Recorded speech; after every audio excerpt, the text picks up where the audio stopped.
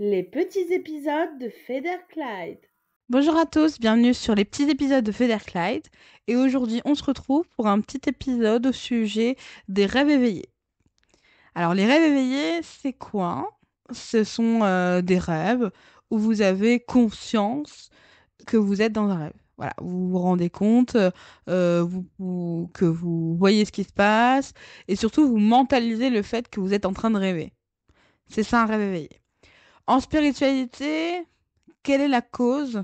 Quelles sont les conséquences s'il y en a? Bon. Alors, il y a plusieurs explications à un rêve éveillé déjà.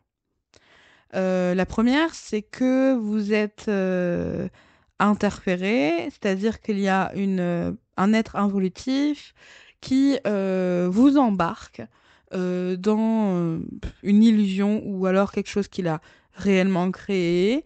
Et en général, ce sont des rêves qui ne sont pas forcément agréables, où vous pouvez ressentir des douleurs, où vous faites agresser, ou voilà. Quelque chose qui est vraiment pas sympathique, bah, c'est de toute façon involutif, hein. C'est aussi simple que ça, donc ça peut être la cause. Ensuite, il y a des rêves éveillés où vous allez revivre des vies antérieures, des moments de vie antérieure qui vous sont envoyés pour que soit vous vous reconnectez, soit vous reprenez conscience de certaines compréhensions que vous avez eues par le passé, ou alors que simplement pour vous sentir bien, parce que ça va être des extraits de vie antérieure où vous allez revivre des choses agréables et du coup passer une très bonne nuit. Euh, voilà, et donc ça, c'est les raisons pour lesquelles vous pouvez faire un rêve éveillé. Si vous êtes par contre piégé dans un rêve éveillé, c'est-à-dire que on appelle ça la paralysie du sommeil, c'est en fait un rêve éveillé dans lequel vous êtes bloqué, en fait, que vous avez l'impression que vous pouvez pas vous réveiller, que vous avez beau essayer de vous réveiller, vous n'y arrivez pas, etc. Ça, c'est involutif. Voilà. Il n'y a pas d'autre explication, c'est involutif. Voilà. Si vous décidez de ne plus être dans un rêve, c'est vous qui êtes décisionnaire de ce que vous êtes. Donc, si vous n'y arrivez pas, c'est qu'on vous en empêche, tout simplement. Donc voilà, ce ne sera jamais quelque chose d'évolutif, une paralysie du sommeil.